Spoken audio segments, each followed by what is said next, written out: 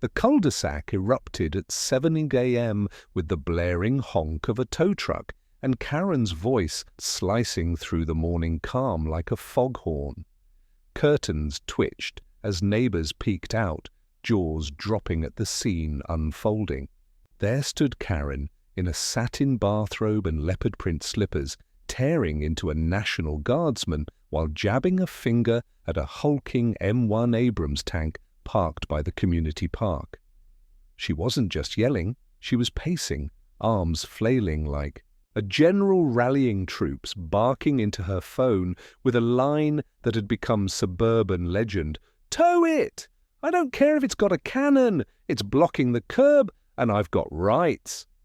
The tow truck driver climbed out, bewildered, but game, eyeing the 60-ton beast like it was just a Prius with a bad parking job. That moment ignited a wildfire of federal chaos, viral infamy, and a public humiliation that would cement Hilltop Oaks as the most absurd battleground in HOA history. Just a day earlier, life was blissfully normal. The sun sank over the neighborhood, gilding the manicured hedges and cookie-cutter mailboxes.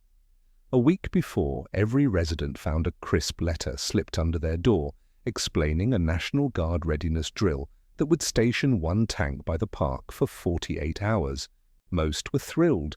Kids plotted photo ops, veterans beamed with pride, and some even baked cookies for the guard's tent. But Karen, self-appointed czar of the HOA's curbside aesthetic division, hadn't bothered to read the memo. Which city in the United States are you watching from? Drop a comment and share your HOA confrontation story with us. We'll narrate it on our channel. Or maybe she read it and decided it didn't apply to her. Either way, her reaction when the tank arrived was less than patriotic. Karen saw the tank as she returned from a yoga class. She didn't finish because the instructor wouldn't let her bring her emotional support parrot. She slammed on her brakes in the middle of the road and just stared. A real tank on her street, on her protected street. To her, it was the equivalent of a flaming dumpster parked on a Persian rug. She stormed into her house, came back with her clipboard, her iPad, and a set of colored flags she used for marking unauthorized lawn gnomes. With military precision of her own, she planted a red flag near the treads and started recording a video for her HOA newsletter. Travis, a young National Guardsman with a calm smile and a buzz cut that looked like it had been measured with a protractor, approached her with a respectful nod. "Ma'am," he said gently, "this is part of a state-mandated emergency response drill. It's authorized for 2 days only. The tank is non-operational while parked and secured for safety." Karen blinked and then scoffed. "Well, it wasn't authorized by me. This is a residential area. Do you understand what that means, Travis?" Before he could answer, she was already dialing. Her voice climbed like a faulty smoke detector as she yelled into the phone about city codes being violated and war machines threatening her HOA's resale value. The tow truck she called belonged to a company called Roller Right Recovery. The dispatcher initially hesitated, but Karen was relentless. She insisted it was just an oversized SUV some drunk guest had abandoned. She said she'd pay double, triple, if they came fast. She had them eating out of the palm of her hand in minute. Meanwhile, Travis radioed in the situation with a voice caught between disbelief and amusement. Over the comms, his team didn't know whether to send backup or popcorn. Neighbors slowly began to gather, some in pajamas, some with coffee cups still steaming. Phones were out and recording. Kids were whispering excitedly to their parents about the tank battle happening on their street. An elderly couple brought lawn chairs. By the time the tow truck rumbled into view, the atmosphere was part circus, part neighborhood watch. Duke, the driver, climbed down and took one look at the tank. His head tilted like a confused puppy. "You gotta be kidding me," he muttered loud. Enough for everyone to hear. Karen stormed up to him. "Why is it still here? she snapped. "Hook it up. I have a dinner party tonight, and I won't have it ruined by war cosplay." Duke scratched his head. "Ma'am, this is a tank, an actual tank. Do you have authorization to move it?" Karen waved a stack of HOA violation slips in his face. "I am the authorization. If the city had something to say, they'd have put it in writing." Travis stepped forward again. "Sir, we really need you not to touch the vehicle. It's not just parked here for fun. It's got a role in tomorrow's exercise." "This is state jurisdiction." Duke looked between them and shrugged. "Lady signed a waiver. Her name's on it, not mine." Just as the tow cable clinked around the front tow loop of the tank, a black SUV with military tags came speeding around the corner. Out stepped Sergeant Delgado with mirrored sunglasses and an expression that screamed, "I've dealt with Karens before." He didn't yell. He didn't need to. His presence alone was a full stop. He asked for names. He asked for paperwork. Karen provided a hand-drawn diagram and claimed the tank violated visual harmony standard. Sergeant Delgado said nothing for a long moment. Then he reached into the SUV, handed Travis a clipboard, and instructed him to begin documenting the civilian. "Interference!" Karen's mouth dropped open. "What interference? I'm protecting this neighborhood from an eyesore." She paused, then added, "I think I should get a medal." At that exact moment, someone's dog barked, as if laughing on cue. The crowd was now 50 people deep. A drone buzzed overhead, filming the scene. The internet would know about this in a minute. Delgado raised a brow as he noticed the tow truck cable attached. He ordered it removed immediately. When Karen refused to stop the tow attempt, claiming First Amendment rights and community wellness codes, Delgado calmly stepped aside and made a single call. 2 more military vehicles arrived within 5 minutes. The tank stayed. The tow truck did not. In fact, Roll-Right Recovery was politely escorted off the premises while Duke sheepishly muttered something about quitting tomorrow. Karen, however, wasn't done. She started yelling about legal action and government intimidation. She demanded a private apology from the governor. Someone in the crowd snorted. Travis turned to Delgado and whispered, "Sir, should I call in public relations?" Delgado shook his head. "No need, son. This kind of PR takes care of itself." By the time the sun fully rose, Karen was already a viral meme. Her yelling face frozen mid-shout with the caption, "She tried to tow a tank."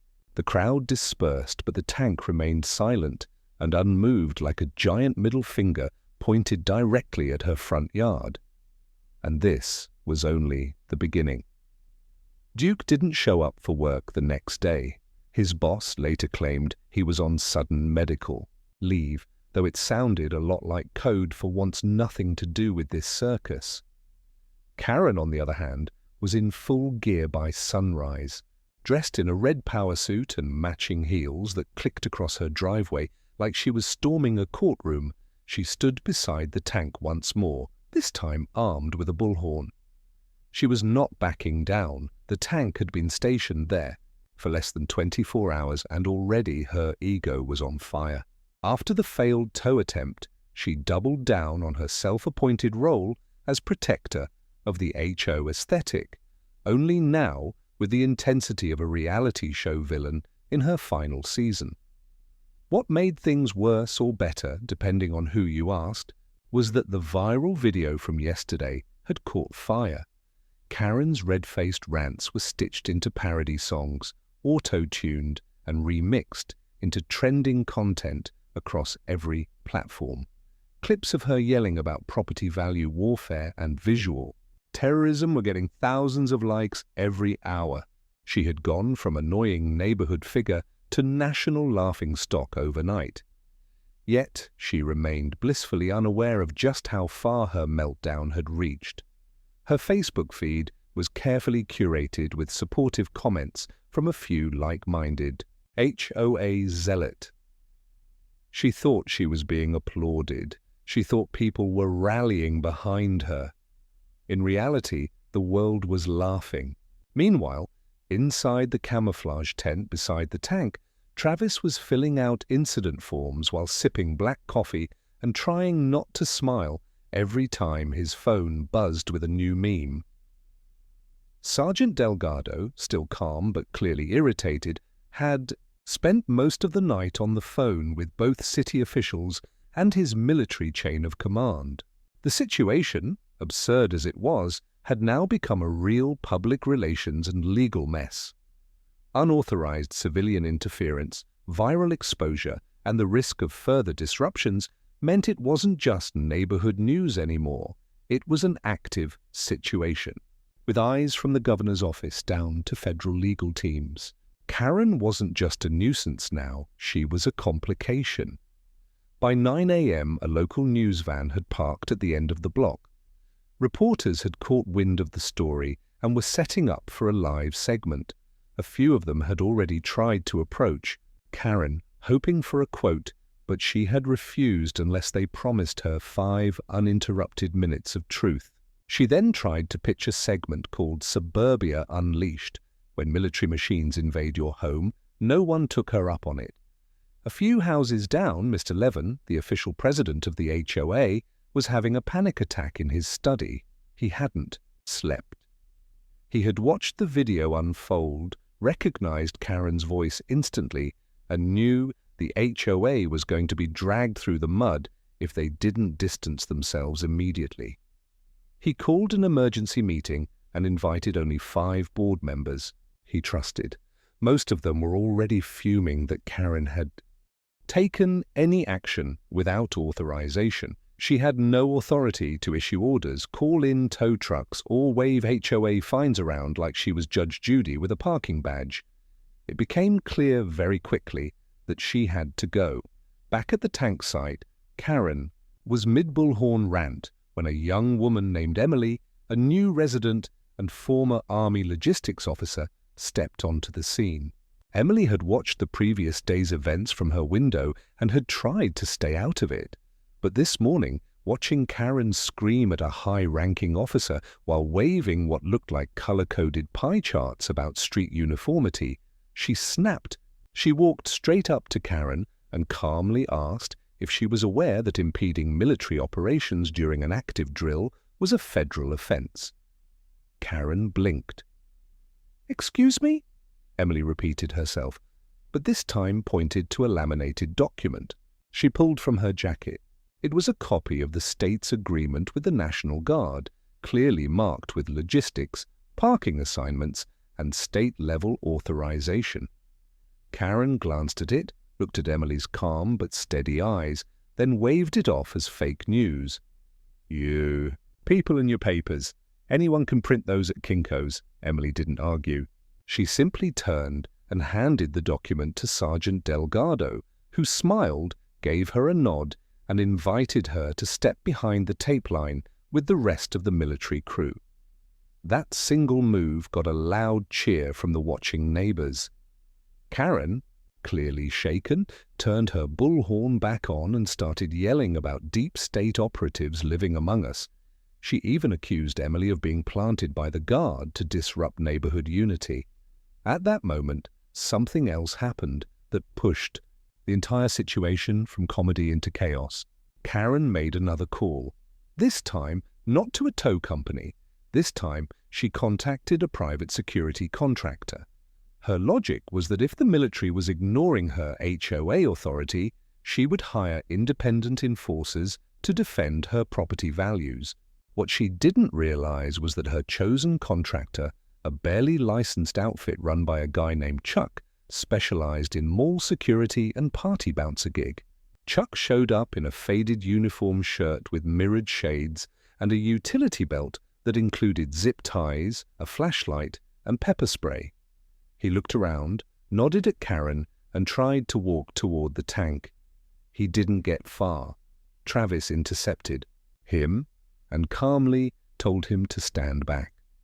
Chuck puffed up his chest, introduced himself as the real law around here, and declared the tank under private citizens' impound authority. Delgado stepped in immediately. He gave Chuck one warning, then another. When Chuck refused to back off, Delgado gave the signal. Within seconds, 2 National Guard MPs escorted Chuck off the property. No cuffs, no drama, but enough of a show to send Karen into yet another spiral. She started yelling about the Constitution, about citizen arrests, about community bylaws, and finally about suing the entire National Guard for harassment. That's when the news crew turned their cameras on, recording every second. The clip went live within minutes. Viewers watched in real time as Karen screamed and flailed while the tank remained completely motionless and unimpressed, a stoic steel monolith, defying her every tantrum. Back at the HOA emergency meeting, a unanimous vote was taken. Karen was formally stripped of any and all unofficial roles. Her actions were to be reviewed for violating HOA bylaws, and the board drafted a letter publicly disassociating themselves from her behavior. The letter would be posted on every community bulletin and mailed to every resident. It would also be handed to the National Guard with an apology. But the true final nail came from a teenage neighbor named Wyatt, who had been live streaming the entire situation on his phone.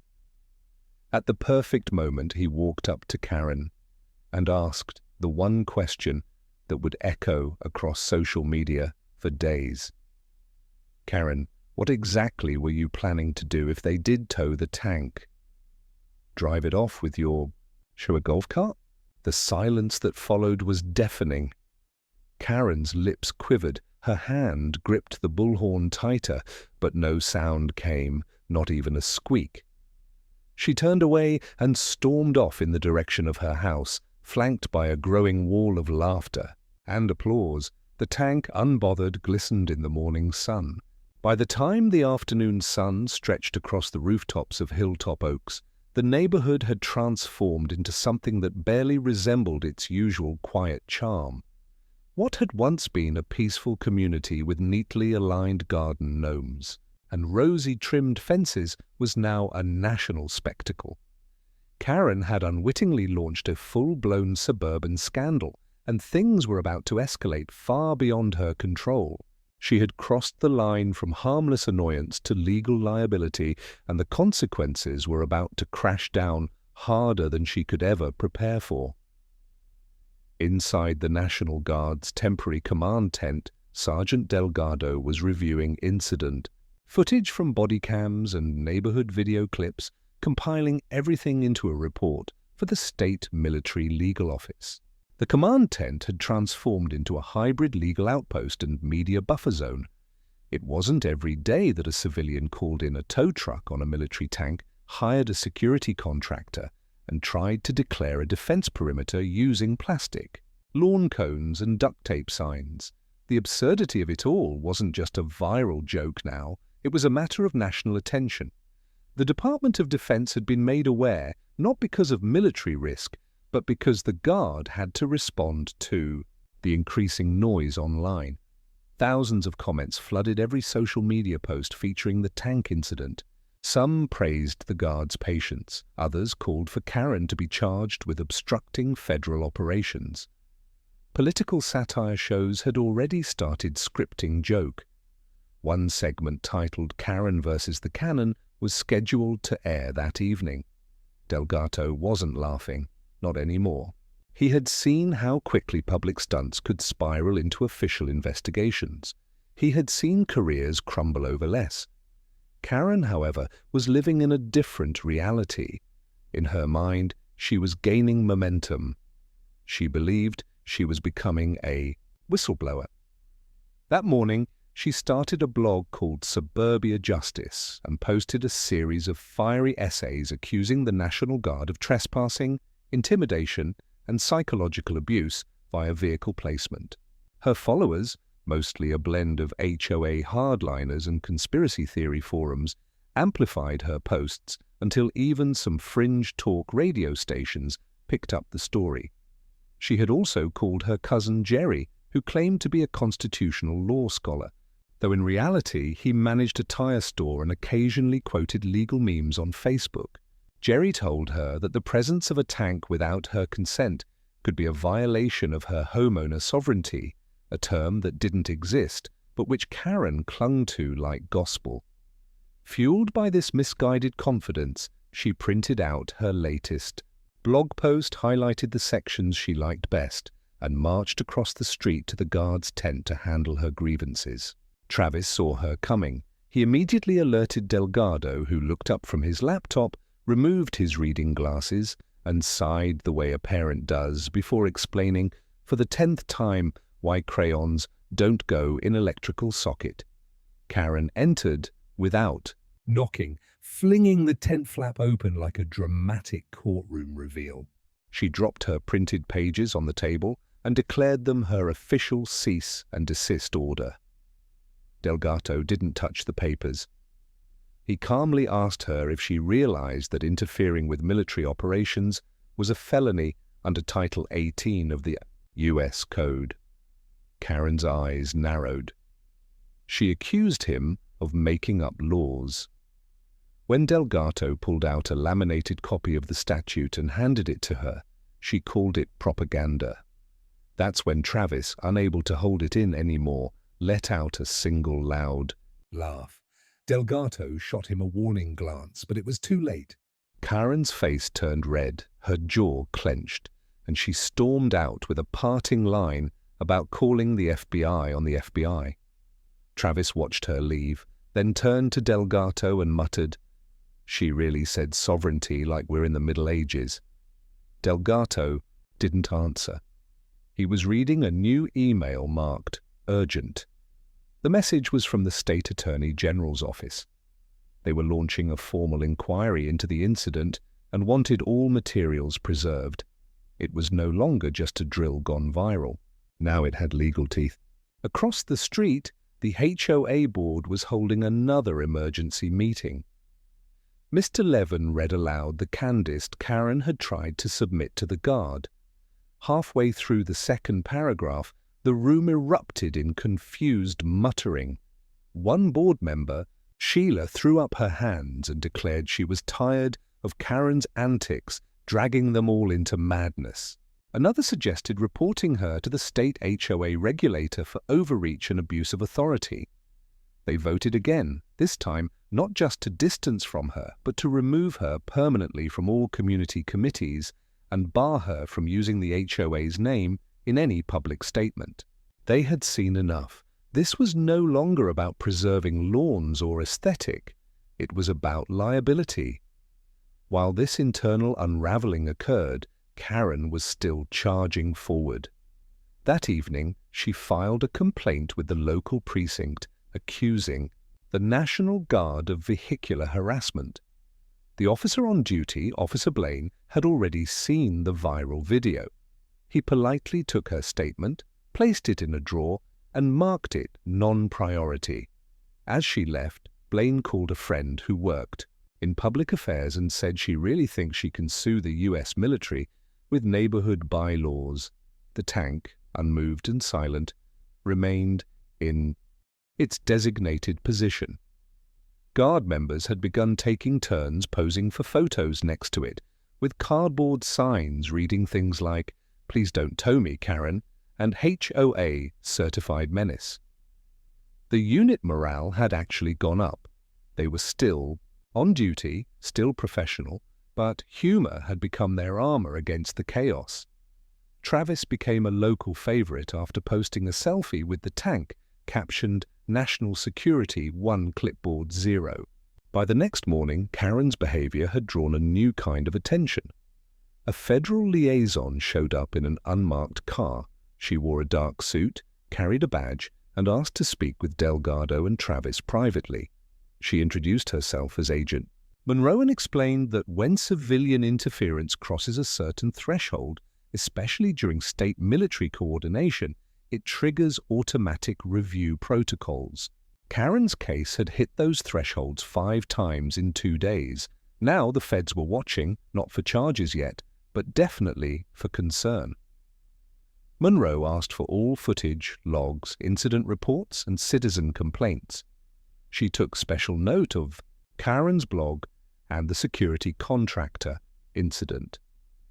She left with a folder so thick it looked like it had been compiled for a trial.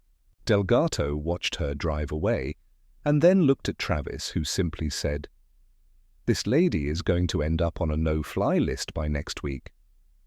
Meanwhile, Karen was still planning her next move. She had a meeting scheduled with a local blogger who called himself the Truth Sergeant. She was preparing for her interview by rehearsing lines in front of a mirror, claiming psychological trauma from prolonged exposure to armored vehicles and a deep fear of being flattened during yoga stretches. She planned to cry on cue. The morning after the federal liaison's visit brought an eerie calm to Hilltop Oak. For once, the neighborhood wasn't buzzing with Karen's voice echoing off stucco walls or the chaotic rhythm of drama unfolding on the sidewalk. The tank remained exactly where it was, silent and still, its massive shadow stretching toward Karen's perfectly landscaped front yard, like a reminder of her humiliation. A few neighbors walked their dogs past it without so much as a second glance. Now, what once caused a suburban meltdown had become a part of the landscape, almost mundane in its stillness. But that silence was misleading. Behind her front door, Karen was not defeated. She was planning something big, something she believed would restore her status and finally rid her street of what she now referred to as the steel monstrosity. She had spent the entire previous night combing through law blogs and forums where like-minded keyboard warriors encouraged her delusions. One particularly unhinged commenter claimed he once forced the National Park Service to move a ranger station by invoking a rarely cited 1800s land ordinance. That was all Karen needed. She latched on to the idea that buried deep in the fabric of obscure American law was a golden loophole that would give her ultimate control over the tank situation. She printed out pages and pages of text she barely understood, highlighted random lines, and stapled them together into what she proudly called her Citizens' Authority packet. With renewed delusion fueling her, she made her way across the street. Travis spotted her approaching from the tent flap and nearly choked on his cereal. He called for Delgado, who was already outside, checking over a logistics manifest. Delgado didn't flinch. He had learned that responding emotionally to Karen only encouraged her. When she arrived, she handed over the packet with both hands and said she was invoking constitutional reclamation under Article 17. Delgado didn't even bother pretending it was valid. He thanked her with a nod, set the packet on a folding chair, and told her the drill would continue as planned. That was when Karen snapped. She took out her phone and began live streaming. The title of the video was Military Harris's Peaceful Civilian again. She walked up to the tank, placing herself dramatically in front of it, and declared she would not move until it was removed. Her comment section immediately flooded with ridicule. Most people thought it was a parody. She didn't realize that the more she broadcast, the worse she looked. Across the country, millions were watching her embarrass herself in real time, and the video was already being shared with captions like "Tankruther has logged on" and "Karen versus the Battalion Part 4. What Karen didn't know was that her previous interference had already pushed the National Guard to file a formal interference report with the state. And now, thanks to her repeated live streams and physical attempts to approach the tank, she had violated multiple municipal statutes about disrupting state-sanctioned drills. A city attorney had started drafting a cease and desist order, not just from the HOA but from the city itself. The city was worried her stunts could create safety hazard. Worse yet, the state had now issued a limited restriction order that legally barred Karen from entering the cordon perimeter around the tank. Delgado was handed the order and told to deliver it in person. Travis offered to go along, sensing it might be explosive. When they arrived at her house, Karen opened the door with a wide smile as though she were greeting guests at a campaign fundraiser. She was in full makeup, wearing a blazer 2 sizes too tight, and holding a mug that read, "Whole Queen." Delgato handed her the envelope and waited. She opened it, scanning through the first few lines. Her smile faded slowly, and then her face turned stone cold. She accused them of forging the document. Then, without skipping a beat, she accused them of plotting a smear campaign because she was too effective. Travis stepped forward and tried to de-escalate, but Karen slammed the door. The 2 men turned and walked away without a word. Inside, Karen paced like a caged animal. Her plan wasn't going how she imagined. She had dreamed of TV interviews, public support, and a hero's farewell for the tank as it was finally towed away under her proud supervision. Instead, she was banned, mocked, and now legally prohibited from getting near it. But, in her mind, there was one last move left to play. That night, under the false name of Concerned Citizen, she emailed a local TV station with a tip. She claimed that the National Guard was using the tank as cover for unauthorized surveillance and that they had been watching residents with secret cameras. The tip was so outrageous that the newsroom didn't even reply, but Karen was undeterred. The next morning, she tried calling in a bomb threat, claiming there was an unstable vehicle parked near her home and that it posed an imminent danger. What she didn't realize was that all Guard activity was being closely monitored by federal channels due to her interference. The call was traced within minutes. 2 unmarked SUVs pulled up in front of Karen's house less than an hour later. This wasn't the HOA. This wasn't Sergeant Delgado. These were federal agents. Karen opened the door thinking they were there to hear her side of the story. Instead, they showed her the call transcript, explained the gravity of her actions, and served her with an emergency injunction. They warned her that any further disruption would lead to charges potentially at the federal level. For a full 10 seconds, Karen was speechless. Then she tried to argue, but the agent simply handed her a business card and walked away. Meanwhile, across the street, the Guard team had completed their logistics run for the day and were preparing for a public appreciation event scheduled for the weekend. What had originally been just a drill had now turned into a community-building opportunity. Families were invited to tour the equipment, kids would take photos with the soldiers, and a food truck rally was scheduled to take place right next to the tank. The entire neighborhood was on board, everyone except Karen, who was left sitting on her porch, staring at the preparations with thinly veiled rage. Her neighbor Sheila walked by and gave her a tight-lipped smile. Karen didn't respond.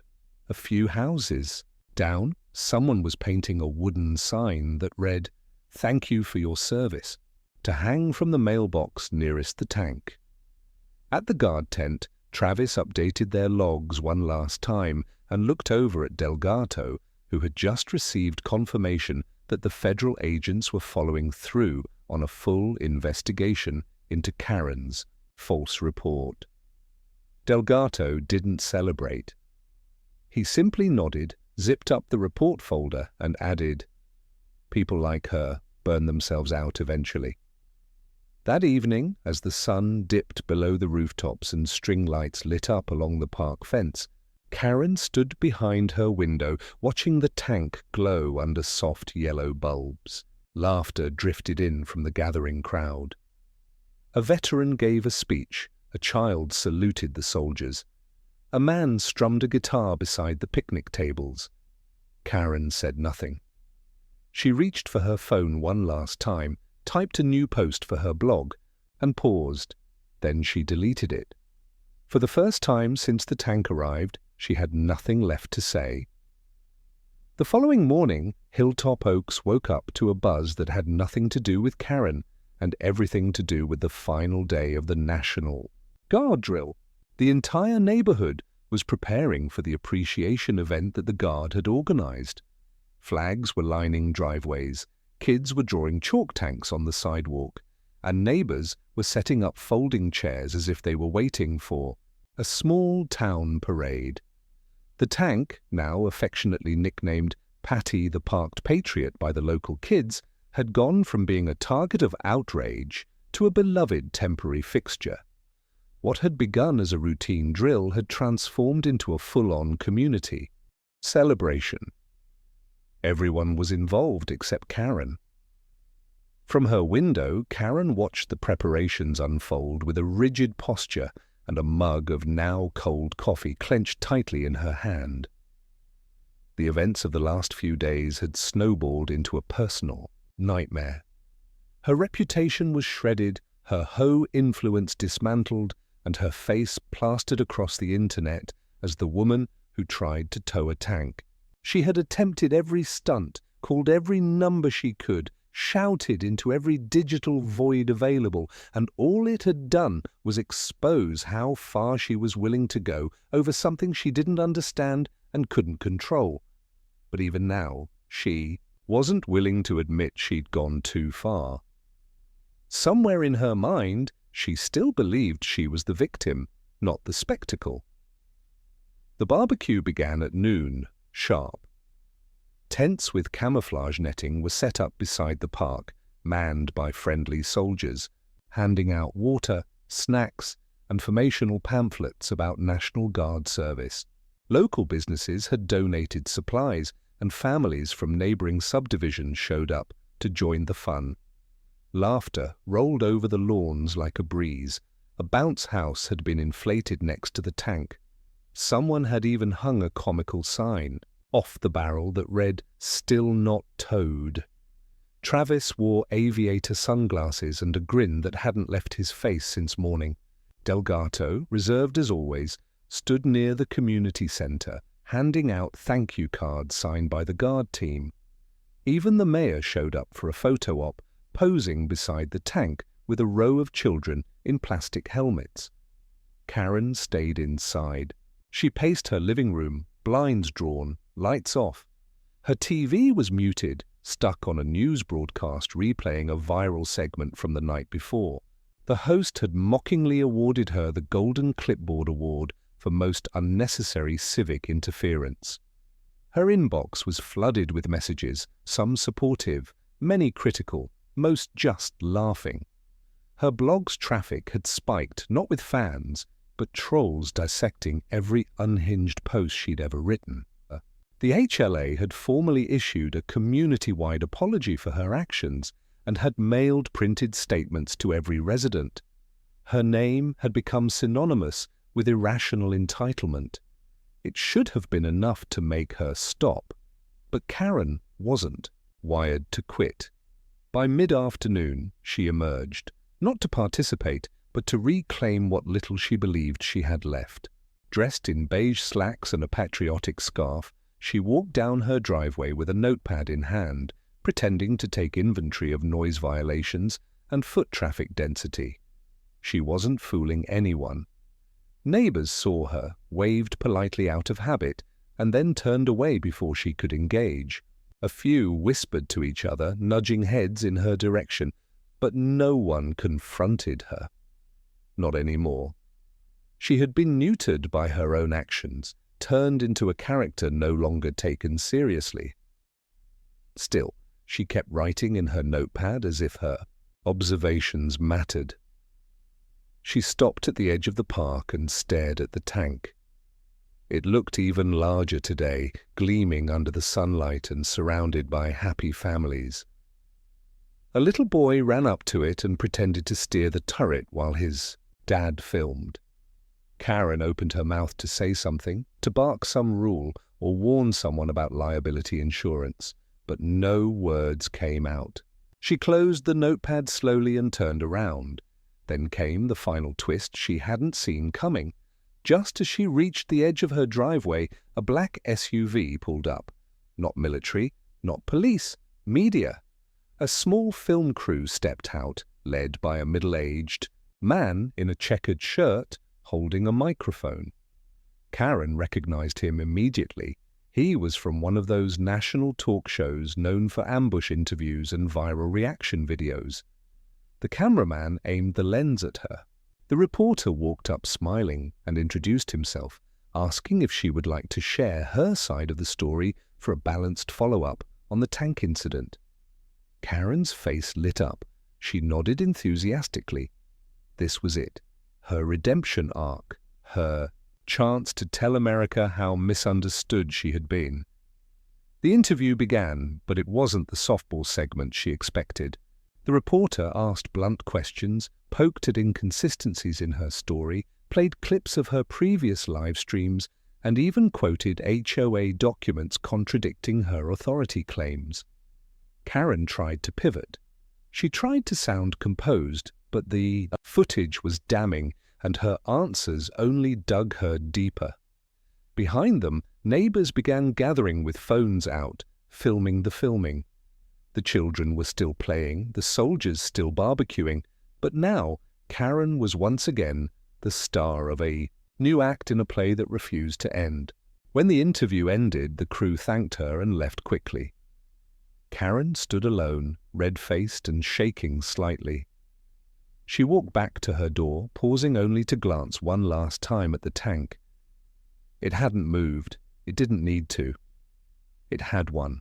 3 days later, the tank was finally loaded onto a transport vehicle and driven away. The guard drill had concluded successfully, and the equipment was scheduled to rotate to another city. Travis and Delgado packed up their tent, thanked the neighborhood, and posed for one last photo with the residents. The sign reading, "Thank you for your service," was left behind as a gift. As the transport rolled down the road, a crowd gathered to wave goodbye. Karen watched from her upstairs window. She didn't wave. The aftermath was both swift and permanent. Karen was banned from attending HOA meetings for the next year and barred from initiating any community enforcement actions. Indefinitely. She was issued a formal warning from the city about filing false reports and harassment of government officials. Her blog lost most of its followers. Her name faded from the trending pages, but the impact lingered. People still pointed at her driveway when guests visited. Teens still joked about whether she had her own private missile silo, and someone even left a toy tank on her porch with a note that read, "You missed a spot."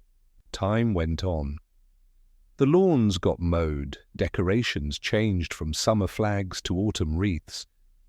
But the story remained a neighborhood legend. The tale of the time Karen tried to tow a tank lived on in barbecues, block parties, and casual conversations. It became the punchline to every joke about entitlement, a lesson in how far too far really was. And Karen, once the self-declared queen of the HOA, now lived in the very neighborhood she had tried to command, surrounded by reminders that no clipboard, no bullhorn, no blog could overpower a 60-to-0 symbol of order and discipline. The tank had moved on, but her legacy was parked forever.